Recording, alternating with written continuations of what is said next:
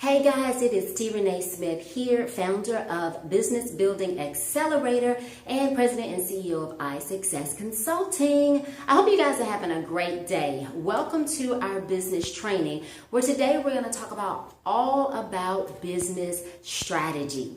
If you guys have listened to me or watched me for any period of time, you will always hear me say that success in your business is going to be 20% related to your skills and 80% related to your strategies. According to the Bureau of Labor Statistics, 2/3 of businesses will fail within the first 2 years. And then within the first 5 years, only half of them will survive.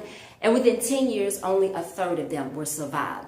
One of the biggest reasons for this is lack of strategy, whether it's related to not having enough finances to scale the business, not offering the right product or service, not being able to differentiate yourself. Whatever the case is as to the reason why most businesses are failing or not scaling to the point that they want to is because of lack of strategy. But today I'm going to talk to you about the 5 key components of a business strategy so that you can start making sure that you have a strategic plan for your business. Now, oftentimes companies will sit down and develop a 5-year strategic plan.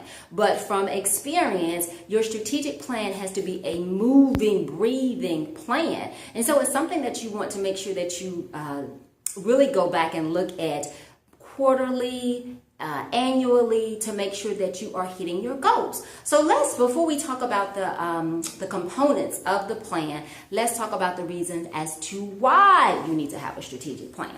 Number 1 is because it gives you clarity. It gives you a clear sense of direction as to where your business is going. So number 1, it's going to give you clarity. Number 2, it makes sure that all of your team members are operating on the same page. I know that you've seen businesses where you may have marketing doing one thing, sales doing something else, operations doing something else, but a strategy makes sure that everybody understands the vision, the goals, and that everybody is operating in the same direction. Number 3, it helps you to look with the end in mind and come up with what your expected outcome is.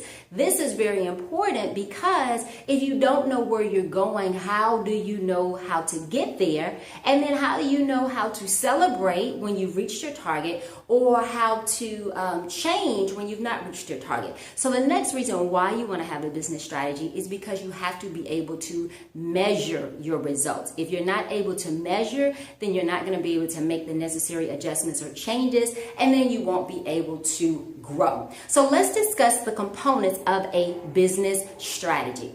Number 1, you have to start off with your core values. Your core values are so important because it's the guiding principle of who you are, right? So your principles and your values, they're going to help answer those questions.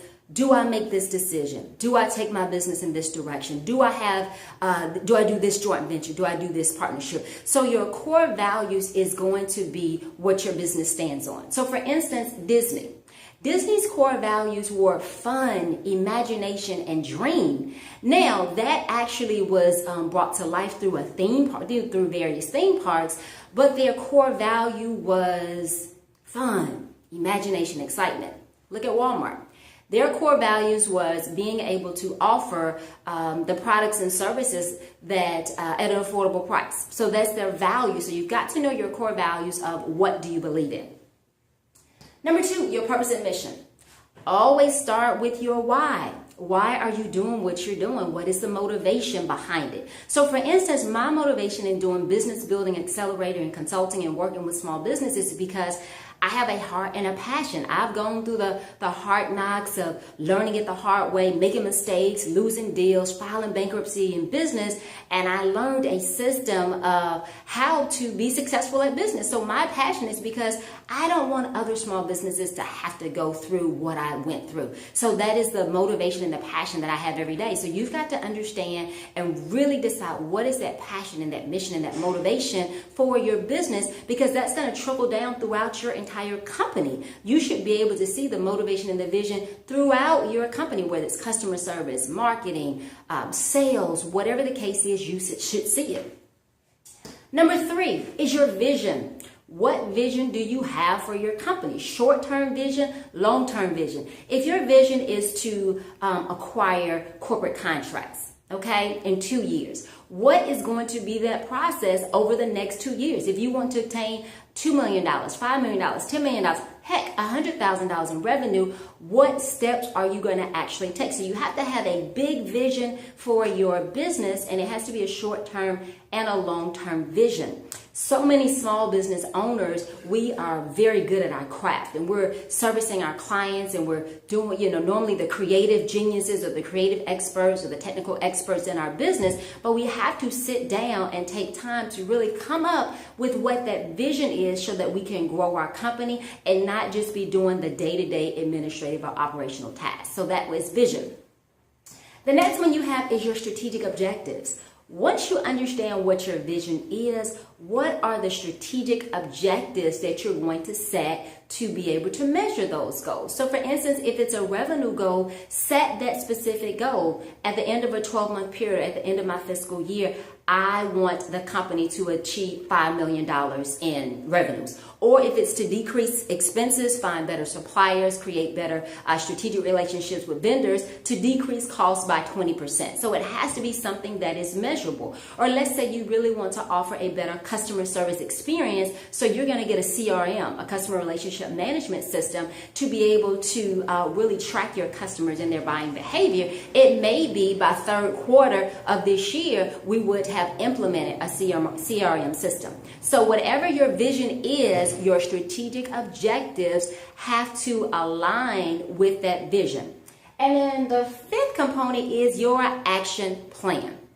Remember I said 80% of your success in business is going to be related to your strategy? Well, it's going to be related to you executing the strategy. So what are the actual tactical things that you are going to do in order to make sure that you achieve your goals? Okay? So there's a difference between strategy and the tactics in executing your strategy. So coming up in your action plan is going to tell you step by step what are the strategies or the tactics that you're going to implement in order to reach your goals. So again, let's just say you have a revenue goal. That goal may be to obtain $1 million in revenue. So what you'll need to say is every month I'm going to make this amount of money in revenue. And the way that I'm going to make this amount of revenue and money is 10% of it is going to be consulting. 30% of it is going to be strategic partnerships. 20% is going to be selling products and services, whatever that number is, to 100%. So you actually have to have the roadmap or the tactics that are going to show you how you're going to achieve your goals. So in review, guys, let's just go over the 5. I'm going to summarize it for you, the 5 things for your business strategy. Number 1, core values. It's important because it determines the course of action that you have for your business. So you have to know, what do you stand for? What are your guiding principles? Is it integrity? Is it innovation? Is it client engagement? What is it? Number 2, your purpose and mission. Everything starts with your why, and it should be weaved throughout your organization, in your branding, your marketing, your sales, your customer service, your customer client experience. It should all be intertwined with your why and what you do. Number 3, your vision. You have to have a short-term and a long-term vision for your business in order to know where you're going. Number 4, strategic objectives. Once you know your vision, you have to set specific objectives that you and your team are going to work on in order to achieve your goals. And then finally, number 5 is your action plan. Those are those actual tactical things that you're going to do to execute your strategy.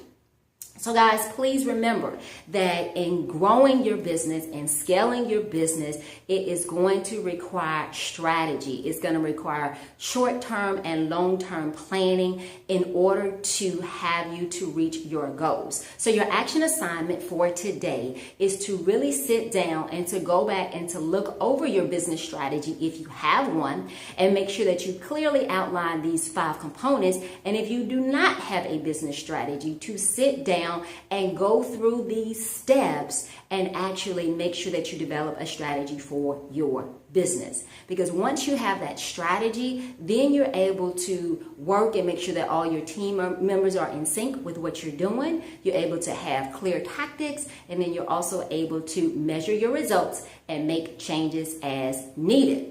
So guys, if we are not connected on Facebook, let's connect. I'm at iSuccess Consult. That is iSuccess Consult. And if you have not downloaded your free business strategy template, go ahead and do that. It walks you through all of these components. So remember to build your business on a solid foundation so that you can have the right infrastructure. And so BUILD stands for B, which is business strategy, which we just covered today. U is for unique branding. I is for integrated marketing and sales. L is for leverage systems, and D is for decisive delegation. So I will see you next time. Make sure that you complete your action assignments, and please make sure that you post your comments, questions below, and I'll see you next time. Signing off, guys. Renee Smith.